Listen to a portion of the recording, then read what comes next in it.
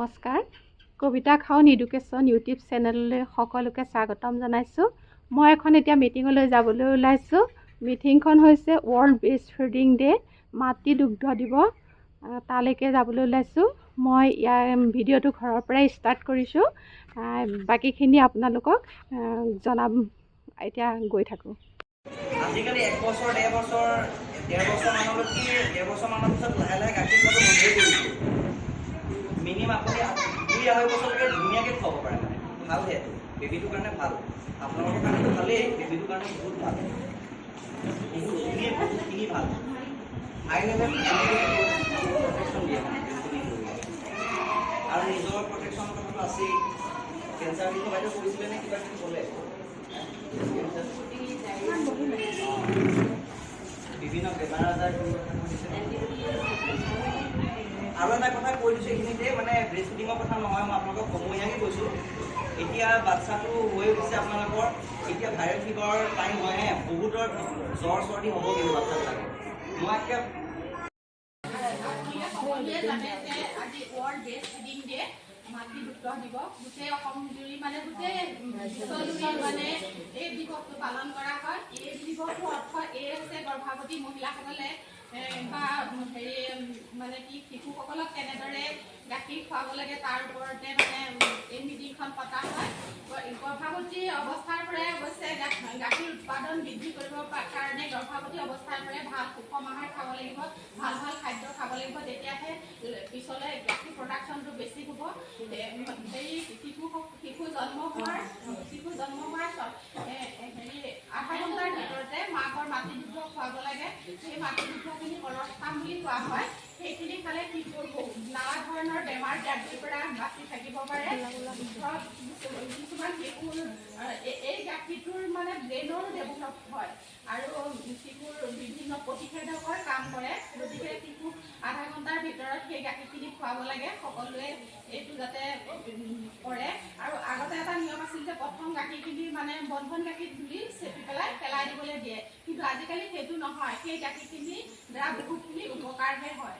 আৰু মাতৃসকলে 6 মাহলৈকে শিশুক অকল মাকৰ গাখীৰহে খুৱাবলৈ কৈছে, অন্য একো খুৱাব নালাগে। আৰু শিশুক কেনেদৰে গাখীৰ খুৱাব লাগে, এনেকুৱা এটা পদ্ধতি আছে যে মাক আৰু শিশুক সমান্তৰাল পদ্ধতি হিচাপে ৰাখি গাখীৰ খুৱাব লাগে, স্তনপান কৰাব লাগে। আৰু মাকৰ ফালে শিশুটো যিমান পাৰে হেলনীয়া কৰি স্তনপান কৰাব লাগে। আৰু শিশুক যেতিয়া গাখীৰ খোৱা হয়, মাকে বিভিন্ন কথা চিন্তা কৰি থাকিব নালাগে। অকল শিশুটোক যে গাখীৰ খুৱাইছে সেই বিষয়েহে মানে ভাবি থাকিব লাগে। অন্য কথা যদি ভাবি থাকি মোৰ ইটো কাম কৰিবলৈ আছে, সিটো কাম কৰিবলৈ আছে, এনেদৰে যদি ভাবি থকা যায়, তেতিয়াহ'লে সেই গাখীৰখিনি তেওঁ মানে শৰীৰত মানে নকৰে, মানে কি তাৰ পৰা উপকাৰ নহয়। গতিকে মাকসকলে নিজে শিশুটোক নিজান পৰিৱেশতহে স্তনপান কৰাব লাগে। আৰু কিছুমান মানে মহিলা আছে যে শিশুসকলক গাখীৰ খুৱালে তেওঁলোকৰ শৰীৰটো নষ্ট হয় বুলি ভাবে, কিন্তু আচলতে সেইটো নহয়। শৰীৰটো নষ্ট নহয়, বৰঞ্চ তেওঁলোকৰ কিছুমান উপকাৰহে হয়। যেনে ধৰক জৰায়ুটো সোনকালে সংকোচন মানে হয়, আৰু তেওঁ ব্ৰেষ্টৰ কেঞ্চাৰ নহয়, আৰু ফেটছটো কমে। গতিকে এইবিলাক কাৰণেও মাতৃগৰাকীৰ কিছুমান উপকাৰ আছে। গতিকে মাতৃগৰাকীয়ে স্বাস্থ্য বেয়া হয় বুলি স্তনপান নকৰাকৈ যাতে আপোনালোকে নাথাকে। আৰু এগৰাকী মাতৃয়ে 700 পৰা 800 মিলিলিটাৰ ডেইলি গাখীৰ প্ৰডাকশ্যন কৰে, মানে 700 পৰা 800 মিলিলিটাৰ মানে শিশুক খুৱাব পাৰে। আৰু তেওঁলোকে গাখীৰ খোৱা যেতিয়া দুগ্ধপান কৰায়, তেতিয়া মানে মাতৃগৰাকী অৰিয়ল অংশত গাখীৰটো জমা হৈ থাকে আৰু অক্সিটচিনৰ দ্বাৰা গাখীৰটো বাহিৰলৈ উলিয়াই আনে। আৰু মাতৃগৰাকীয়ে সেই গাখীৰ খোৱাৰ সময়ত মানে শিশুটোক খুব মৰম চেনেহেৰে খুৱাব লাগে। আৰু নাকটো যাতে স্তনৰ ফালে হেঁচি ধৰিব নালাগে।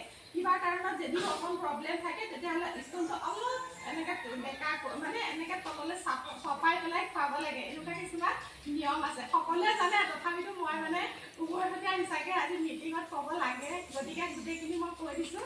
আৰু তাৰোপৰি এইখিনি শিশুৰ কিছুমান ধৰক বেমাৰৰ পৰা ৰক্ষা কৰাৰ উপৰি স্তনপানৰ দ্বাৰা শিশুটি বৌদ্ধিক বিকাশতো বহুখিনি সহায় কৰে। কিছুমান মহিলাই ৰাতি মানে গাখীৰ নোখায়, কিন্তু এটা কথা, কিন্তু গাখীৰটো ৰাতিহে বেছি প্ৰডাকশ্যন হয়। শিশুক যিমান পাৰে 2-3 বাৰ, অতি কমেও 2-3 বাৰ গাখীৰ ৰাতি খোৱাৰ পৰা উঠাই পেলাই ৰাতি খুৱাবই লাগে আৰু দিনতো 7ৰ পৰা 8 বাৰমান খুৱাব লাগে। সেইটো এটা নিয়ম বুলি নিজে ভাবি ল'ব লাগে। আৰু গাখীৰ খুৱাওঁতে শিশুৱে সদায় মানে কি আৰু নিজে ভাবি থাকিব লাগিব যে মোৰ শিশুটো এই কেনেদৰে বৃদ্ধি হ'ব পাৰে, বৃদ্ধি হ'ব, কেনেদৰে আগলৈ ভাল মানুহ হ'ব, এনেধৰণৰ কথা ভাবি থকাটো উচিত। আৰু এইখিনিকে কৈ মই মোৰ চমু বক্তব্য সামৰিছোঁ।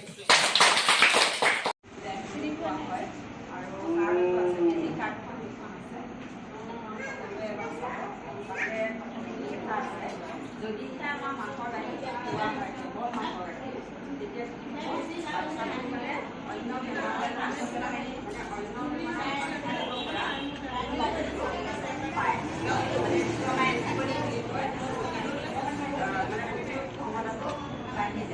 যদিহে কেৱল মাংসৰ গাখীৰ খোৱা হয়।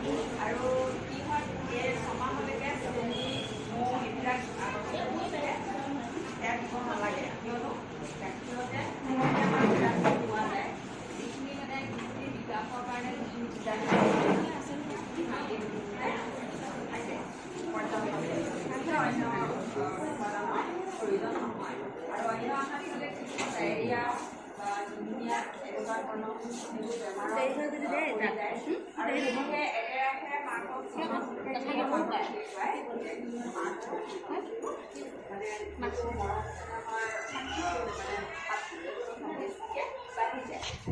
মাকৰ কিছুমান উপকাৰ আছে। মাকৰ মানে এতিয়া লৰায়ো